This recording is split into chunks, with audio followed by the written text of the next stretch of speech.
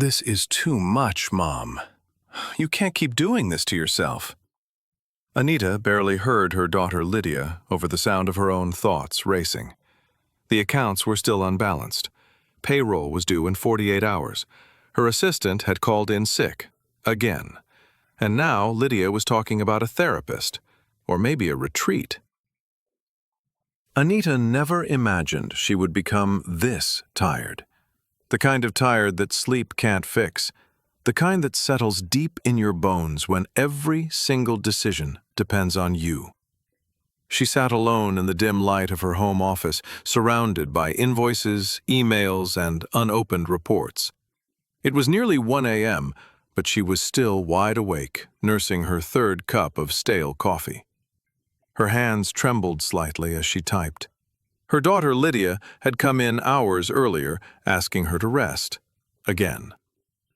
"Mom, you can't keep doing this," Lydia said softly, her arms folded like she was hugging her own frustration. Anita hadn't even looked up. "Sweetheart, I just need to finish these payments. Go to bed. I'll join you soon." But that had been a lie. She wasn't just finishing payments. She was trying to keep the business her husband built from collapsing under the weight of unmet demands. Since he passed, the responsibility had shifted entirely to her. She became CEO, accountant, HR, and janitor, all while pretending to be okay for her daughter's sake. Lydia was only 16, but wise beyond her years. Anita hated how many times she had brushed off her daughter's advice that sounded eerily like her late husband's voice. He always told her to share the weight. But she never listened then, and she wasn't sure she knew how now. Her fingers hovered over the keyboard as she blinked back tears. Another notification lit up her screen. This time, it wasn't a bill. It was an email. Subject: Urgent, regarding operations and staff load. It was from Mr. Darrelson. The name jolted her memory. A consultant her board had recommended months ago, back when she still attended board meetings. He had offered to help her restructure. She had barely read the proposal. Back then, she thought she could handle everything myself. She stared at the email. Her finger hovered over the delete key, then paused. The word staff pulled at her. Not urgent. That word screamed in every email lately. But staff. It reminded her that this wasn't just about numbers or strategy. Real people were depending on her. And maybe, just maybe, she was failing them too. She clicked open the message. Her heart pounded. She didn't know it yet, but that click would change everything. 2 days later, Anita found herself seated across from Mr. Darrelson in a quiet corner of a sunlit cafe. The air was thick with the scent of roasted beans and faint jazz humming from invisible speakers. She clutched her mug like it was an anchor, palms slightly damp.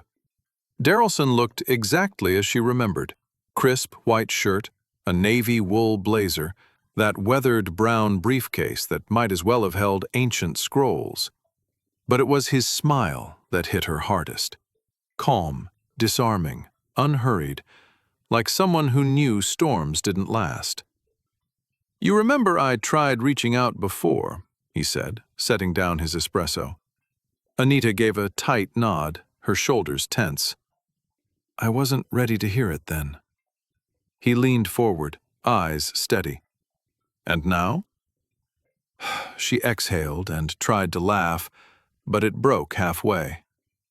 "Now I think I might be drowning."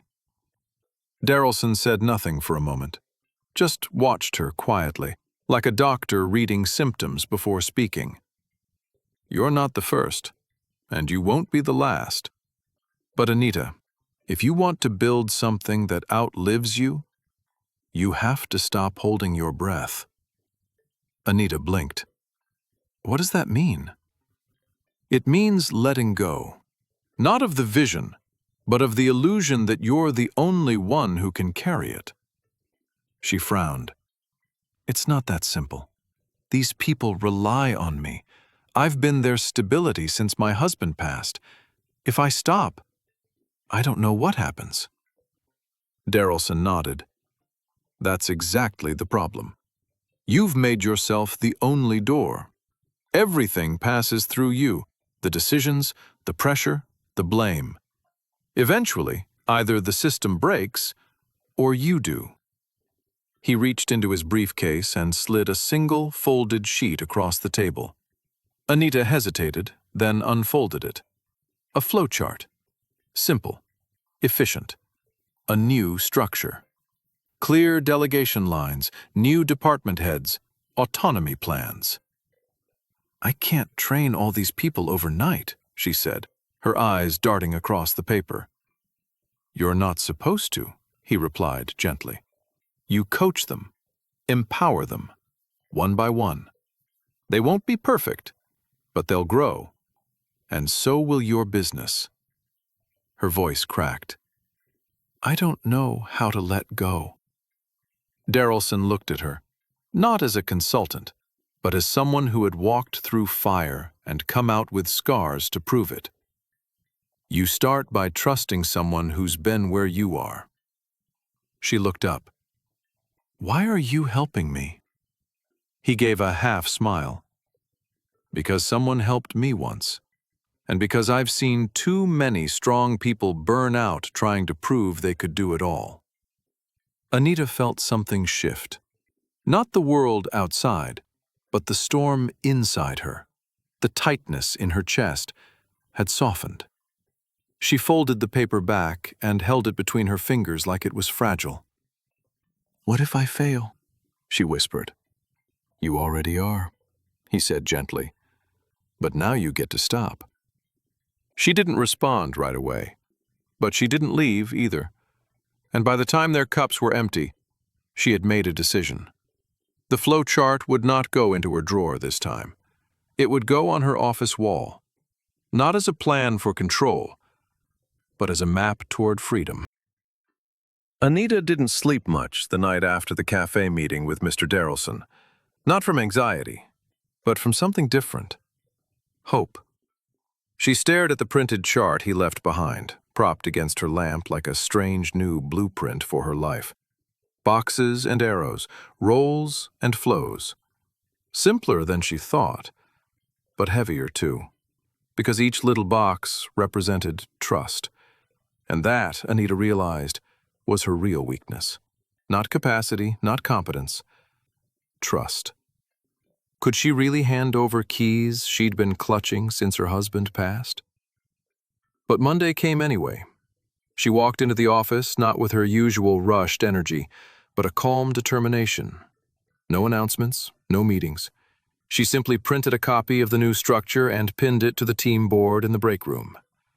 The whispers started within an hour. Then the emails. Then the walk-ins. "Is this real? What happens to the old org chart? Are we downsizing? Why wasn't I consulted?" But Anita stayed the course. For once, she didn't answer every question. She let the structure speak first, then followed up one-on-one, not to justify, but to invite. Team leads were chosen based on trust, not tenure. She sat with each one, explained their new responsibilities, and most importantly, she listened. Some were excited, some scared. A few even rejected the offer, unwilling to leave the comfort of the familiar. She respected that, too. But something shifted on Thursday. Melanie, the oldest employee on the floor and once her harshest critic, walked into Anita's office, closed the door, and said, "Thank you." Anita looked up, confused. "I've watched you carry this alone for too long," Melanie said. "I never said anything because I thought you liked it that way. But seeing this change, it's like you're finally breathing again. And that gives the rest of us permission to breathe too." Anita didn't respond. She couldn't. Her eyes spoke for her. The next week, things moved faster. Roles clarified, emails reduced, conflicts resolved at lower levels. And Anita began to see a truth she'd never considered. People wanted to rise, if only she would let them. By week 3, she did something no one expected. She put in a vacation request. Just 3 days.